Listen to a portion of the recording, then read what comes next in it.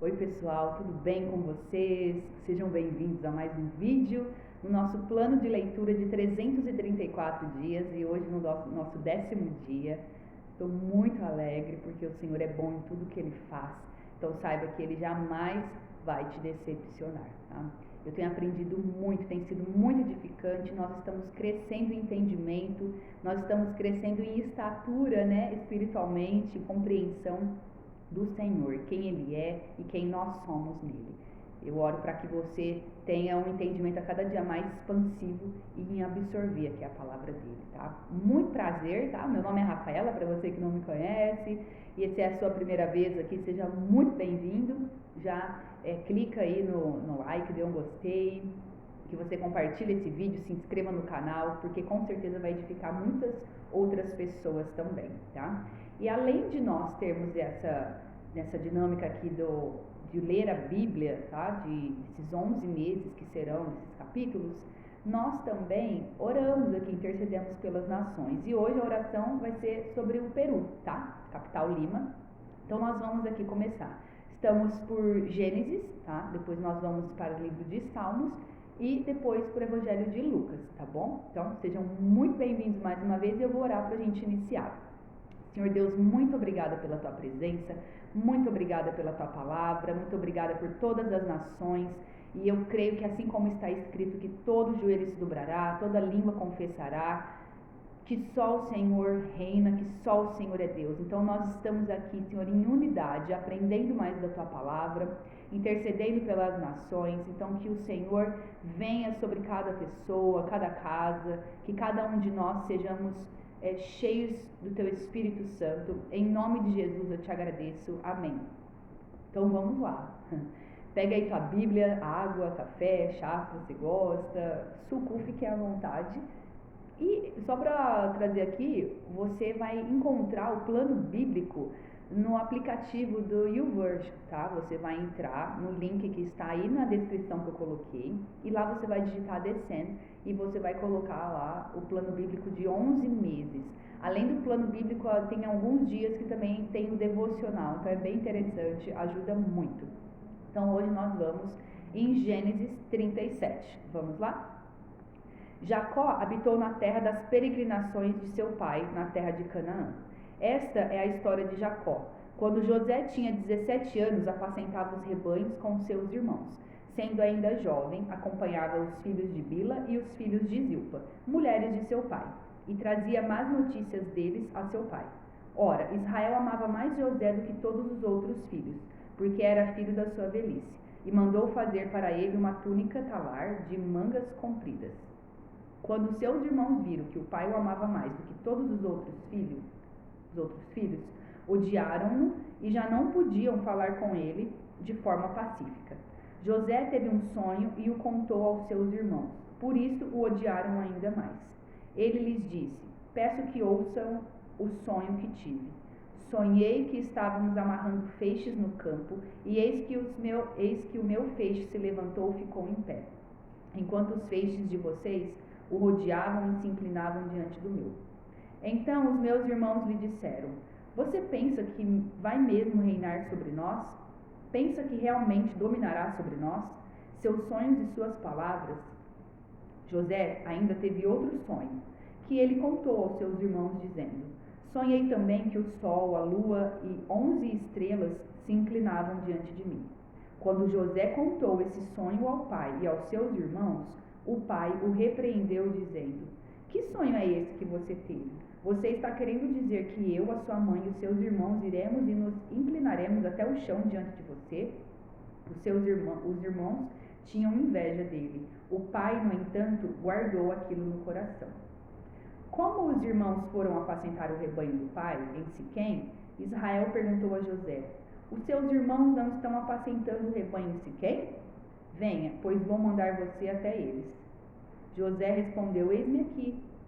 Israel continuou: vá agora e veja se está tudo bem com os seus irmãos e com o rebanho, e traga-me notícias.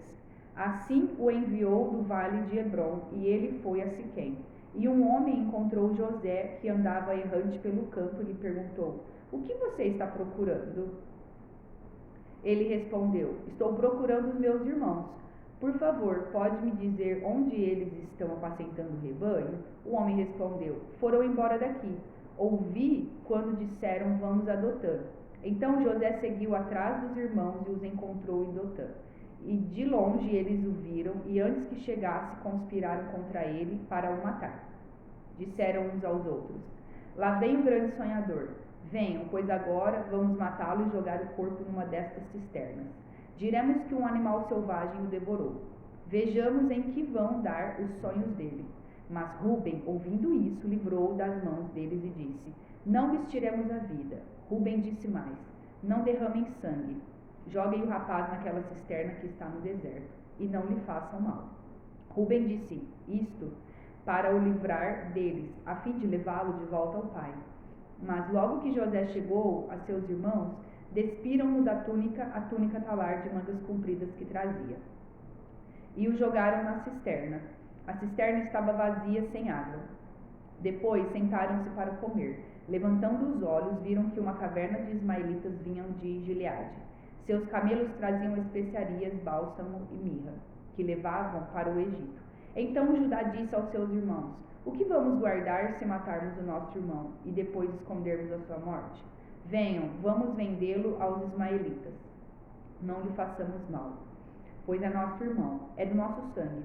Seus irmãos concordaram, e quando os mercadores midianitas passaram, os irmãos de José o tiraram da cisterna e o venderam aos ismaelitas por 20 moedas de prata, e os ismaelitas levaram José para o Egito.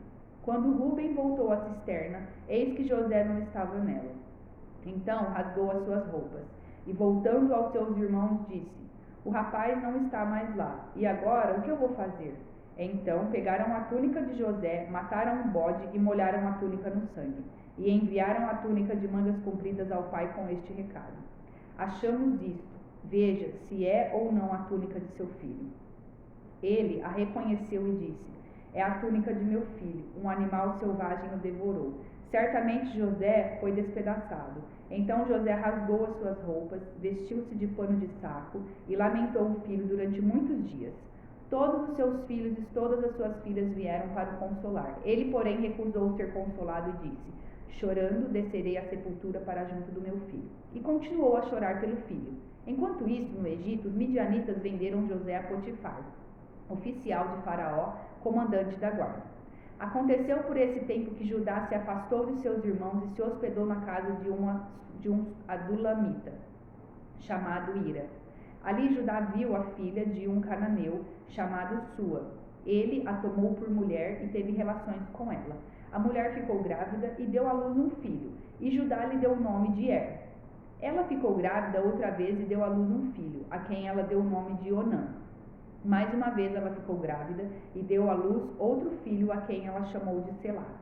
Ela estava em Quezibe quando teve. Judá tomou uma esposa para Er, o seu primogênito. O nome dela era Tamar. No entanto, Er, o primogênito de Judá, era mau aos olhos do Senhor, e por isso o Senhor fez com que ele morresse. Então Judá disse a Onã: Tenha relações com a mulher de seu irmão, cumpra a obrigação de cunhado e dê uma descendência ao seu irmão. Mas Onã sabia que o filho não seria considerado seu. Por isso, todas as vezes que tinha relações com a mulher de seu irmão, deixava o sêmen cair na terra, para não dar descendência a seu irmão. Isso, porém, que fazia era mal aos olhos do Senhor, e por isso fez com que também este morresse. Então Judá disse a Tamar, sua nora: Continue viúva na casa de seu pai, até que Selá, meu filho, cresça. Pois Judá pensava assim: É para que não morra também este, como seus irmãos. Assim Tamar se foi, passando a morar na casa do pai dela. Algum tempo depois, morreu a mulher de Judá, que era filha de Sua. Quando terminou o período de luto, Judá foi até onde estavam os tosqueadores de suas ovelhas, em Tímina, ele e seu amigo Ira, o adulamita. E alguém foi dizer a Tamar: Eis que o seu sogro está a caminho de Tímina para tosquear as ovelhas. Então ela tirou as roupas de viúva e cobriu-se com o véu e disfarçou e se sentou à entrada de Enaim no caminho de Tímina, porque ela sabia que Selá já era um homem, e ela não lhe havia sido dada por mulher.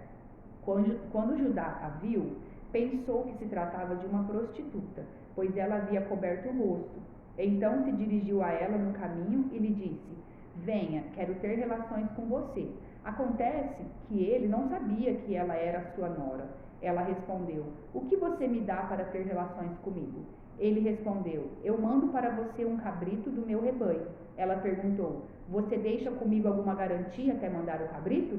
Ele respondeu: Que garantia posso deixar com você? Ela disse: O seu selo e o seu cordão e o seu cajado que você tem na mão. Ele lhe deu os objetos, teve relações com ela e ela ficou grávida dele. Tamar se levantou e foi embora. Tirou o véu e pôs outra vez as suas roupas de viúva. Judá enviou o cabrito por meio de Adulamita, seu amigo, para reaver a garantia que tinha deixado com a mulher, mas ele não a encontrou. Então o amigo de Judá perguntou aos homens daquele lugar: Onde está a prostituta cultual que costumava ficar ao caminho de Enaim?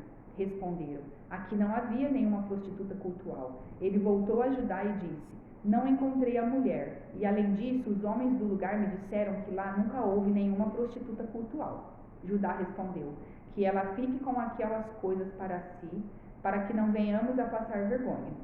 Eis que mandei o cabrito, mas você não encontrou a mulher. Passados quase 3 meses, foram dizer a Judá: A sua nora Tamar se prostituiu, pois está grávida. Ao que Judá respondeu: Tragam-na para fora, para que seja queimada.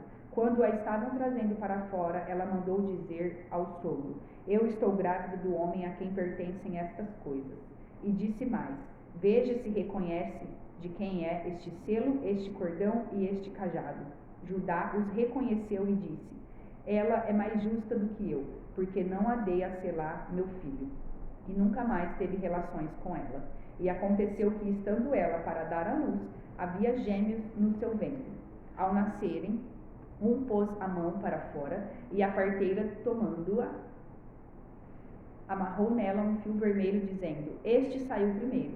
Mas, recolhendo ele a mão, o outro nasceu primeiro, e a parteira disse: Como você rompeu a saída? E lhe deram o nome de Pérez. Depois nasceu o irmão cuja mão estava o fio vermelho, e lhe deram o nome de Zera. Gênesis capítulo 39. José foi levado para o Egito, e Potifar, oficial de Faraó, comandante da guarda egípcio, comprou-o dos ismaelitas que o tinham levado para lá. O Senhor Deus estava com José, que veio a ser homem próspero e estava na casa do seu dono egípcio. Potifar viu que o Senhor estava com José e que tudo o que ele fazia, o Senhor prosperava em suas mãos. Assim José achou favor diante dos olhos do seu dono e o servia. E ele pôs José por mordomo de sua casa e lhe passou às mãos tudo o que tinha. E desde que Potifar o fez mordomo de sua casa e encarregado de tudo que tinha, o Senhor abençoou a casa do egípcio por causa de José. A bênção do Senhor estava sobre tudo o que tinha, tanto em casa como no campo. Potifar confiou tudo o que tinha às mãos de José, de maneira que não se preocupava com nada, a não ser com o pão que comia. José tinha um belo porte e boa aparência. Assim, depois de algum tempo, a mulher de Potifar pôs os olhos em José e lhe disse: Venha para a cama comigo. Ele, porém, recusou e disse à mulher do seu dono: Escute, o meu senhor não se preocupou com nada do que existe nessa casa, porque eu estou aqui. Tudo que tem ele passou às minhas mãos. Não há ninguém nesta casa que esteja acima de mim. Ele não me vedou nada, a não ser a senhora, porque é a mulher dele. Como, pois, cometeria eu tamanha maldade e pecaria contra Deus? Ela falava com José todos os dias, mas ele não lhe dava ouvidos, recusando-se a ir para a cama com ela e a ficar perto dela. Aconteceu, porém, que certo dia José entrou na casa para fazer o seu serviço e ninguém dos de casa se achava presente. Então ela o pegou pela roupa e lhe disse: Venha para a cama comigo. Ele, porém, deixando a roupa nas mãos dela, saiu fugindo para fora. Quando notou que José tinha fugido para fora, mas havia deixado a roupa nas mãos dela, chamou pelos homens de sua casa e lhes disse: Vejam, meu marido nos trouxe este hebreu para nos humilhar. Ele entrou no meu quarto, querendo me levar para a cama, mas gritei bem alto. Quando ele viu que eu levantava a voz e gritava, deixou a roupa ao meu lado e saiu fugindo para fora. Ela conservou junto de si a roupa de José, até que o dono dele voltasse para casa. Então lhe falou segundo as mesmas palavras e disse: o escravo hebreu que você nos trouxe entrou no meu quarto para me humilhar, mas quando levantei a voz e gritei, ele deixou a roupa ao meu lado e fugiu para fora. Quando o dono ouviu as palavras de sua mulher, que lhe disse, foi assim que o seu escravo me tratou, ele ficou irado.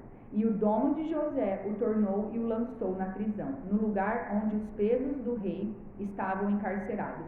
Ali José ficou na prisão. O Senhor, porém, estava com José. Foi bondoso com ele e fez com que encontrasse favor aos olhos do carcereiro. Este confiou às mãos de José todos os presos que estavam no cárcere. E José fazia tudo o que se devia fazer ali. O carcereiro não se preocupava com nada do que tinha sido entregue nas mãos de José, porque o Senhor estava com ele e tudo o que ele fazia, o Senhor prosperava. Agora nós vamos em Salmos 19. Não, nós vamos continuar em Gênesis 40, tá bom? Para finalizar o último capítulo de Gênesis. Diz assim: passadas estas coisas, aconteceu que o copeiro e o padeiro do rei do Egito ofenderam o seu senhor, o rei do Egito. O faraó indignou-se contra os seus dois oficiais, o copeiro-chefe e o padeiro-chefe, e mandou prendê-los na casa do comandante da guarda, no cárcere onde José estava. O comandante da guarda os deixou aos cuidados de José, para que os servisse, e por algum tempo estiveram na prisão. E os dois sonharam, cada um o seu sonho. Na mesma noite, cada sonho com o seu próprio significado. O copeiro e o padeiro do rei do Egito, que se achavam encarcerados. Quando José chegou pela manhã, viu-os, e eis que estavam preocupados. Então perguntou aos oficiais de Faraó que estavam com ele no cárcere da casa do seu senhor: por que vocês estão com a cara triste hoje?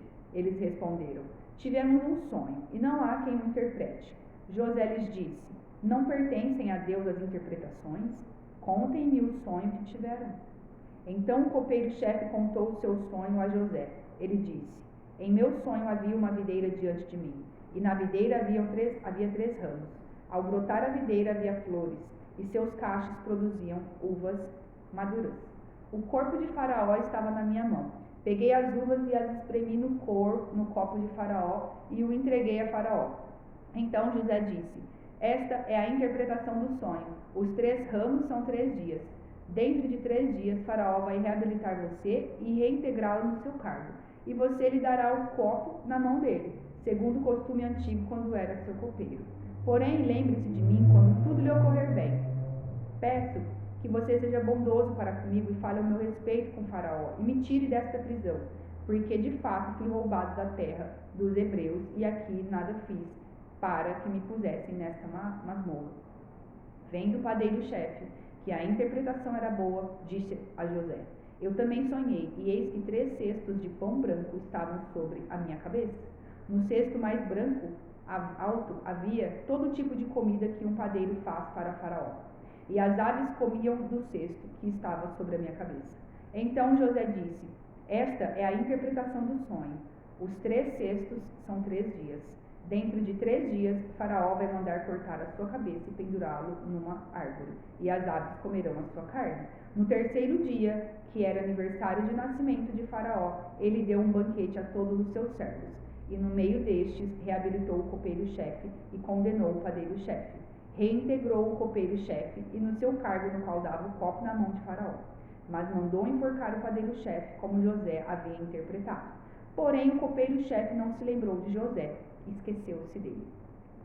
Agora nós vamos para o livro de Salmos, capítulos 19 e 20. Diz assim, capítulo 19: os céus proclamam a glória de Deus, e o firmamento anuncia as obras de suas mãos. Um dia discursa o outro dia, e uma noite revela conhecimento a outra noite. Não há linguagem nem há palavras, e deles não se ouve nenhum som.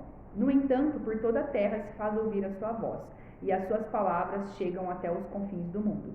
Aí pôs uma tenda para o sol, que é como um noivo que sai dos seus aposentos, e se alegra como um herói a percorrer o seu caminho.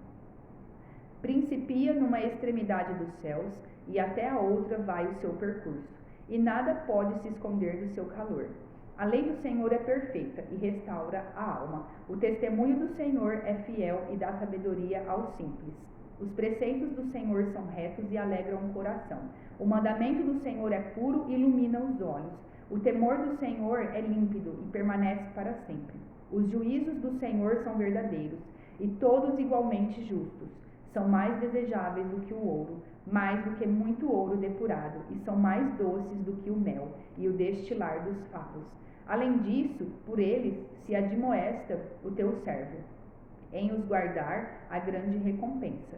Quem há que possa discernir as suas próprias faltas? Absolve-me das que me são ocultas. Também da soberba guarda o teu servo, que ela não me domine. Então serei irrepreensível e ficarei livre da grande transgressão. As palavras dos meus lábios e o meditar do meu coração sejam agradáveis na tua presença, Senhor, rocha minha e redentor meu. Salmos capítulo 20. Que o Senhor lhe responda no dia da tribulação, que o nome do Deus de Jacó o proteja, que do seu santuário lhe envie socorro e que desde Sião o sustenha.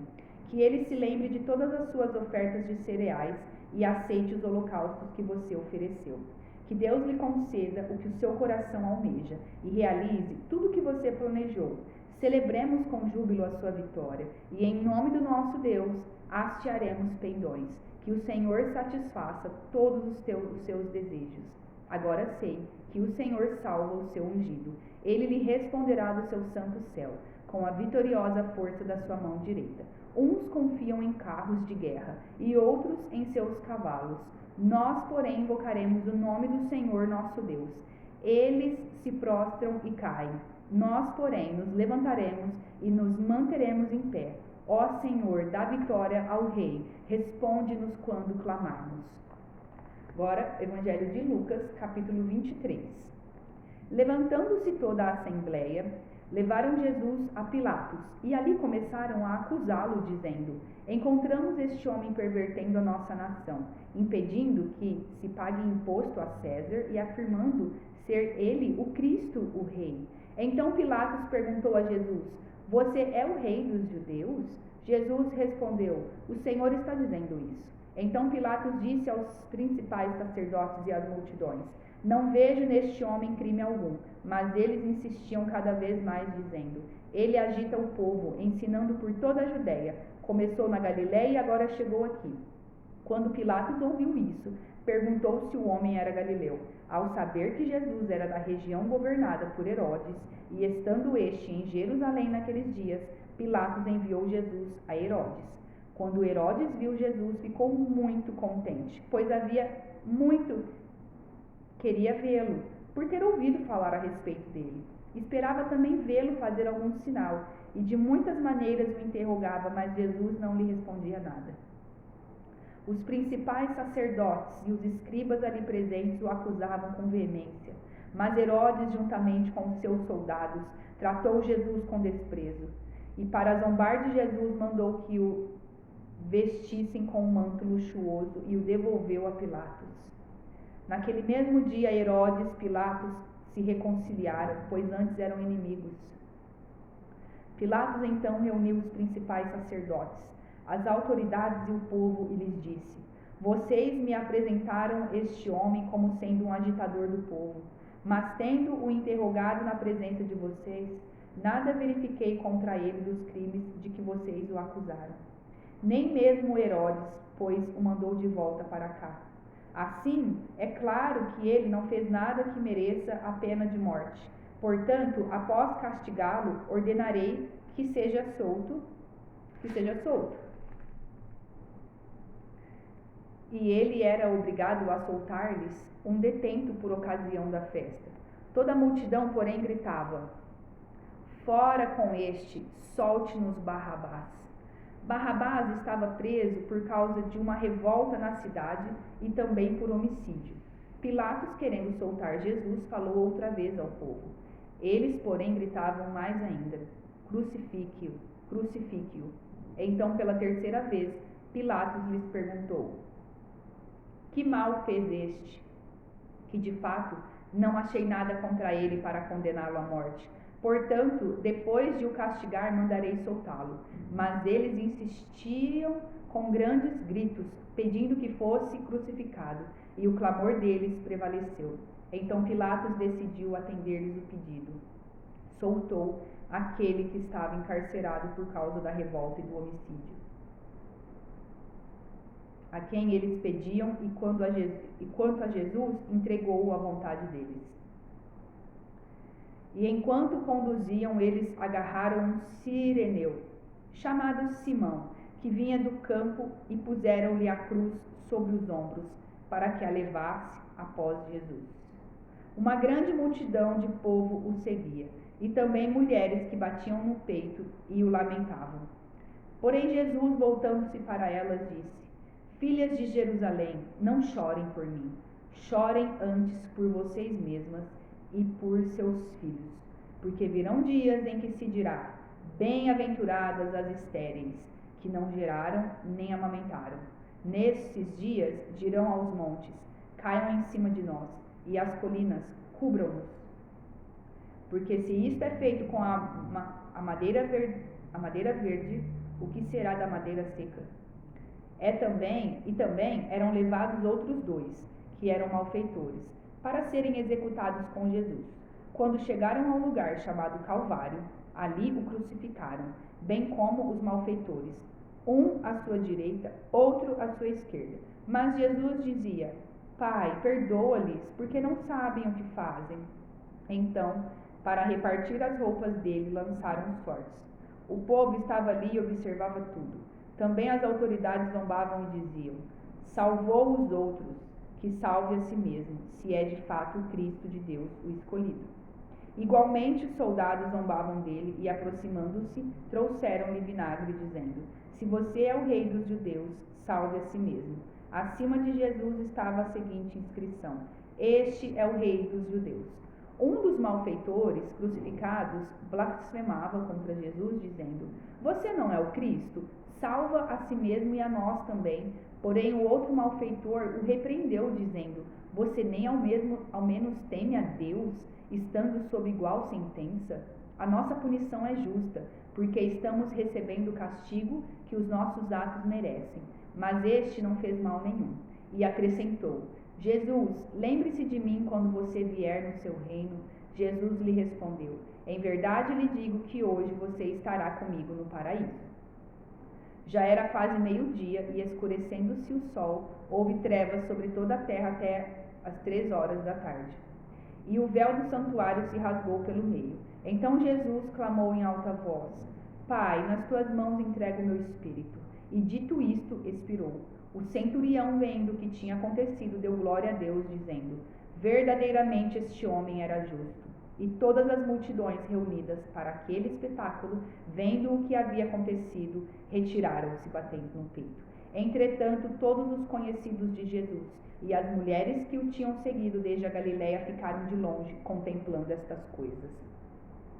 E eis que havia um homem chamado José, membro do Sinédrio, homem bom e justo, que não tinha concordado com o plano e a ação dos outros. Era natural de Arimateia, cidade dos judeus, e esperava o reino de Deus. Ele foi até Pilatos e lhe pediu o corpo de Jesus.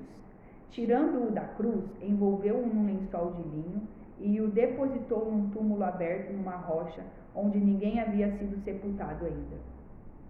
Era o dia da preparação, e o sábado estava para começar. As mulheres que tinham vindo com Jesus desde a Galiléia seguiram José e viram o túmulo e como o corpo foi colocado ali. Então retiraram para preparar óleos aromáticos e perfumes. E no sábado descansaram segundo o mandamento. Lucas capítulo 24. Mas no primeiro dia da semana, alta madrugada, as mulheres foram ao túmulo levando os óleos aromáticos que haviam preparado. Encontraram a pedra removida do túmulo, mas ao entrar não acharam o corpo do Senhor Jesus. Aconteceu que, perplexas a esse respeito, apareceram-lhe 2 homens com roupas resplandecentes. Estando elas com muito medo e baixando os olhos para o chão, eles disseram: por que vocês estão procurando entre os mortos aquele que vive? Ele não está aqui, mas ressuscitou. Lembrem-se do que ele falou para vocês estando ainda na Galileia. É necessário que o Filho do Homem seja entregue nas mãos de pecadores, seja crucificado e ressuscite no terceiro dia. Então elas se lembraram das palavras de Jesus, e voltando do túmulo anunciaram todas estas coisas aos 11 e a todos os outros que estavam com eles. Estas mulheres eram Maria Madalena, Joana e Maria, mãe de Tiago. Também as demais que estavam com elas confirmaram estas coisas aos apóstolos, mas para eles tais palavras pareciam um delírio. Eles não acreditaram no que as mulheres diziam. Pedro, porém, levantando-se, correu ao túmulo e, abaixando-se, viu somente os lençóis de linho e nada mais, e retirou-se para casa, admirado com o que tinha acontecido. Naquele mesmo dia, 2 discípulos estavam indo para a aldeia chamada Emaús, que ficava a uns 10 quilômetros de Jerusalém, e iam conversando a respeito de tudo o que tinha acontecido. Enquanto conversavam e discutiam, o próprio Jesus se aproximou e ia com eles. Porém, os olhos deles estavam como que impelidos de o reconhecer. Então ele lhes perguntou: o que é que vocês estão discutindo pelo caminho? E eles pararam entristecidos. Um, porém, chamado Cleopas, respondeu: será que você é o único que esteve em Jerusalém e não sabe o que aconteceu lá nesses últimos dias? Ele lhes perguntou: do que se trata? Eles explicaram: aquilo que aconteceu com Jesus, o Nazareno, que era profeta, poderoso em obras e palavras diante de Deus e de todo o povo, e como os principais sacerdotes e as nossas autoridades o entregaram para ser condenado à morte e o crucificaram. Nós esperávamos que fosse ele quem havia de redimir Israel, mas depois de tudo isto já estamos no terceiro dia, desde que estas coisas aconteceram. É verdade também que algumas mulheres do nosso grupo nos surpreenderam, indo de madrugada ao túmulo e não achando o corpo de Jesus. Voltaram dizendo que tinham tido uma visão de anjos, os quais afirmam que ele vive. De fato, alguns de nossos foram ao túmulo e verificaram a exatidão do que as mulheres disseram, mas não ouviram. Então ele lhes disse: como vocês são insensatos e demoram para crer em tudo o que os profetas disseram? Não é verdade que Cristo tinha de sofrer e entrar na sua glória? E começando por Moisés e todos os profetas, explicou-lhes o que constava a respeito dele em todas as escrituras. Gente, só vou colocar para carregar aqui. Prontinho. Ó, eu vou voltar aqui do versículo 25, tá bom? Então ele lhes disse: como vocês são insensatos e demoraram para crer em tudo que os profetas disseram? Não é verdade que o Cristo tinha de sofrer e entrar na sua glória? E começando por Moisés e todos os profetas, explicou-lhes o que consta a respeito dele em todas as escrituras. Quando se aproximavam da aldeia para onde iam, ele fez menção de passar adiante, mas eles o convenceram a ficar, dizendo: fique conosco, porque é tarde, e o dia já está chegando ao fim. E entrou para ficar com eles. E aconteceu que quando estavam à mesa, ele pegou o pão e o abençoou. Depois partiu o pão e o deu a eles. Então os olhos deles se abriram, e eles reconheceram Jesus, mas ele desapareceu da presença deles, e disseram um ao outro: não é verdade que o coração nos ardia no peito quando ele nos falava pelo caminho, quando nos explicava as Escrituras? E na mesma hora, levantando-se, voltaram para Jerusalém, onde acharam reunidos os 11 e outros com eles, os quais diziam: de fato, o Senhor ressuscitou e já apareceu a Simão. Então os dois contaram o que lhes tinha acontecido no caminho e como tinham reconhecido o Senhor no partir do pão. Falavam eles ainda estas coisas quando Jesus apareceu no meio deles e lhes disse: que a paz esteja com vocês. Eles, porém, ficaram assustados e com medo, pensando que estavam vendo um espírito. Mas ele lhes disse: por que vocês estão assustados? E por que surgem dúvidas no coração de vocês? Vejam as minhas mãos e os meus pés, que sou eu mesmo. Toquem em mim e vejam que é verdade. Porque um espírito não tem carne nem ossos, como vocês estão vendo que eu tenho. Dizendo isto, mostrou-lhes as mãos e os pés. E por não acreditarem eles ainda, por causa da alegria e como estavam admirados, Jesus lhes disse: vocês têm aqui alguma coisa para comer? Então lhe apresentaram um pedaço de peixe assado. E ele comeu na presença deles. A seguir, Jesus lhes disse: São estas as palavras que eu lhes falei, estando ainda com vocês. Era necessário se cumprisse tudo o que está escrito a respeito de mim na lei de Moisés, dos profetas e dos salmos. Então lhes abrigo o entendimento para compreenderem as Escrituras, e disse-lhes: assim está escrito que Cristo tinha de sofrer, ressuscitar dentre os mortos no terceiro dia, e que em seu nome se pregasse o arrependimento para a remissão de pecados a todas as nações, começando em Jerusalém. Vocês são testemunhas destas coisas. Eis que envio sobre vocês a promessa de meu Pai. Permaneçam, pois, na cidade, até que vocês sejam revestidos do poder que vem do alto.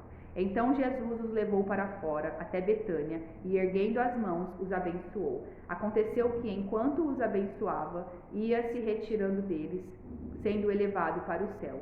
Então eles, adorando-o, voltaram para Jerusalém cheios de alegria, e estavam sempre no templo louvando a Deus. Glória a Deus! Olha, nós já finalizamos o livro de Lucas. Que incrível, né? Já que a gente começou o capítulo, mas enfim, nós vamos percorrer aqui muitos versículos ainda, muitos capítulos, e que uma história vai complementando com a outra. E nós vamos agora entrar em intercessão pela capital, tá? Nós vamos entrar em intercessão por Peru e a capital Lima. E o momento de intercessão, assim, geralmente, é você ouvir, assim, o que está no coração de Deus. Eu busco, sim, algumas notícias, procuro ver o que está acontecendo, mas eu gosto muito de buscar, deixar o Espírito Santo fluir. O que o Senhor pensa sobre Peru? O que o Senhor tem sobre esse lugar, sobre aqueles povos? São vidas, tá? Não quer dizer, não é o país em si, assim, o material ali, né? É importante também, sim, muito importante, mas principalmente as vidas, e por meio daquelas vidas ali, sejam as que moram ali, nasceram ali, ou sejam estrangeiros que foram para lá, enfim. Então agora nós vamos interceder, né? Senhor, muito obrigada por Peru, muito obrigada por essa nação, obrigada pelo que o Senhor tem feito em Lima, muito obrigada por cada estado ali. Eu oro para que cada pessoa venha sentir o teu toque, Espírito Santo, nessa hora, e que o teu refrigério venha sobre essa nação, Senhor. Que seja estabelecido o teu reino ali, o teu reino de justiça, paz e alegria sobre a nação do Peru. Eu oro para que seja levantado um movimento, Senhor, onde profetas ali se levantem, onde haja uma liberação de cura sobre essas pessoas que estão lá, cura sobre as igrejas, cura, Senhor, sobre o governo, cura na área da educação, cura, Senhor, em várias áreas, para que a manifestação do Teu Espírito Santo ali aconteça. Pai, que eles vivam realmente em espírito e em verdade, adorando o Senhor, mas acima de tudo, amando a Tua presença, desejando a Tua presença, Senhor. Que Peru seja conhecido como um lugar que ama a Tua presença, que guarda a Tua palavra e que estabelece o Teu reino de justiça, paz e alegria. Eu oro para que nessa hora, pessoas que estão hospitalizadas, elas venham sendo medicadas com medicamentos do céu, Senhor. Eu Te agradeço por pessoas que estão cuidando delas, ali, profissionais da saúde, os fármacos, mas eu creio que há algo sendo liberado do céu sobre essas vidas. Um restabelecimento de saúde muito acelerado. Que em nome de Jesus assim seja, Pai. Em todas as áreas ali do Peru, Senhor. Que eles sejam cada vez mais agraciados pelo Senhor e agraciados pelas outras nações também. Eu Te agradeço. Em nome de Jesus. Amém. Louvado seja Deus por mais esse dia, que o Senhor, Ele continue derramando bênçãos sem medida sobre a sua vida, e que você busque a Ele com tudo que você tem, de todo o teu coração, de todo entendimento, de toda a tua alma, tá bom? E já segue aí, né? Se você não segue o canal, segue, compartilha, e vamos juntos continuar lendo o nosso plano. Que Deus te abençoe e até amanhã. Tchau!